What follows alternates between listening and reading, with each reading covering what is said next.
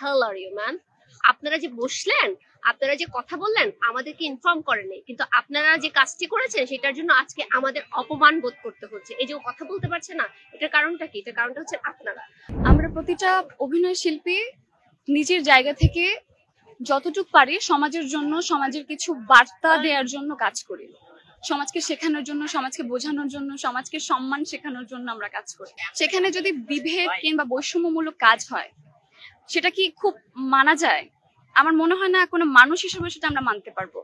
কারণ মানুষ হিসেবে আমাদের দেশে পরপর যেসব ঘটনা ঘটে গেছে, খুবই অমানবিক কিছু ঘটনা ঘটে গেছে আমাদের দেশে, সবাই জানেন। সেসব অমানবিক কাজে যারা লিপ্ত ছিলেন, তারা আসলে কোন মানবিকতায় আসলে লিপ্ত ছিলেন সেটা আসলে আমি বলতে চাই না, সেটা নিয়ে একদমই কথা।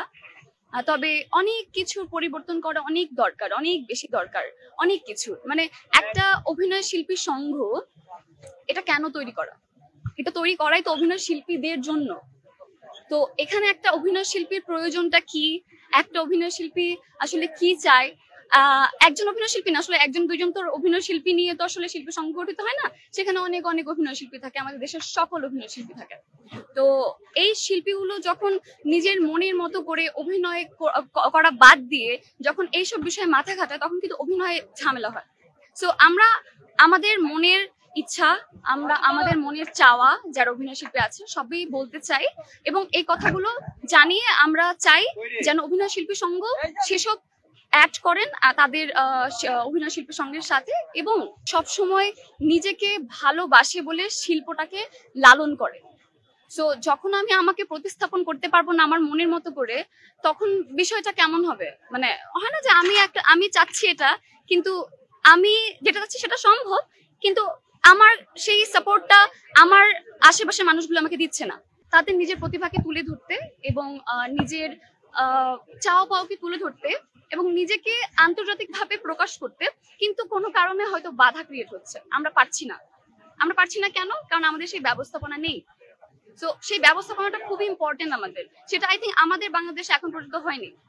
অভিনয় শিল্পটা এমন একটা শিল্প, মানে প্রতিটা মানুষের মনে মনে কিন্তু একজন, মানে অভিনয়টা আছে, প্রতিটা মানুষের মনে আছে, সে যে শিল্পী থাকুক, যে কর্মেই থাকুক, আছে। এখন হয় কি যে আমরা অভিনয় শিল্পীরা মানে আসলে খুব লজ্জিত বোধ করছি। আমি না কথা বলতে গেলে আমার না ওই মানে লজ্জিত বোধ করার কারণটা আপনারা সবাই জানেন, যে আলো আসবে যে গ্রুপটা, ওরা যে কাণ্ডটি করেছে আমাদের সঙ্গে ডিসকাশন করে নাই। আমরা কিন্তু জানি না, আমি কিন্তু অভিনয় শিল্পীর সঙ্গে মেম্বার, বাট আমাদের সাথে কোনো বসাই হয় নাই। ও মেম্বার, মানে আমাদের সঙ্গে কিন্তু কোনো আলাপচারিতা হয় নাই। তারা ভেবেছে তারাই বুদ্ধিজীবী, তারাই সবকিছু বোঝে, তারা বসে বসে একা একা কথা বলেছে এবং আমাদেরকে অসম্মান করেছে। তো তাদেরকে আমি বলতে চাই, who the hell are you man?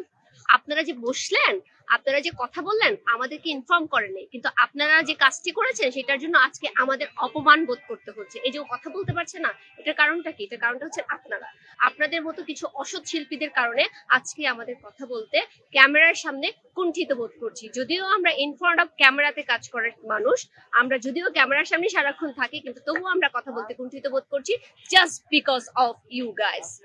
অভিনয় শিল্পটার মধ্যে থেকে, এই ব্যানারে থেকে আমরা জাস্ট সংস্কার করতে চাচ্ছি। এমন না যেমন বাংলাদেশ থেকে স্বৈরাচার শাসক চলে যাওয়ার পরে দেশ কিন্তু সংস্কার হচ্ছে, তো বাংলাদেশ থেকে চলে গিয়ে বা বাংলাদেশকে ফেলে দিয়ে কিন্তু হচ্ছে না। ঠিক একইভাবে শিল্পী সংঘকে আমরা ফেলে দিচ্ছি না বা কারো চেয়ার ছিনিয়ে নিচ্ছি না। যারা সবাই একসাথে থাকতে চাই তাদেরকে বলছি আপনারা পদত্যাগ করুন, এবং আপনারা যদি পদত্যাগ স্বইচ্ছায় না করেন, দেখেন আমরা যদি নিজে থেকে বলে দেই যে আপনি আপনি আপনি আপনারা হচ্ছেন কালপিট, ক্রিমিনাল, তখন আপনাদের সম্মানটা কতটুকু থাকবে?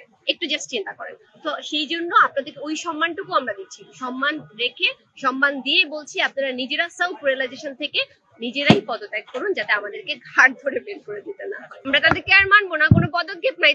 তারপরে তাদেরকে আমরা বিলুপ্ত ঘোষণা করব, তাদেরকে আমরা কোনো নেতা খেতা কিছুই আমরা মানবো না। আমরা নিজেরাই তখন, আমরা যারা আছি সমন্বয়ক, আমরাই হচ্ছে তখন দলটাকে নিয়ন্ত্রণ করবো, সংগঠনটাকে সংস্কার করবো।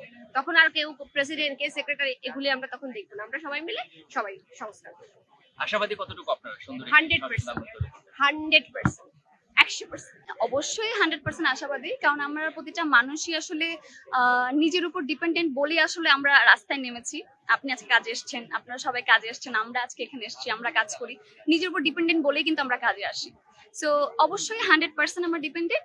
তবে সবার মিলেমিশে বাংলাদেশকে গড়তে হবে, সবাই মিলেমিশে কাজ করতে হবে, সবাই মিলেমিশে ভালোর পথে আসতে হবে, আলোর পথে না।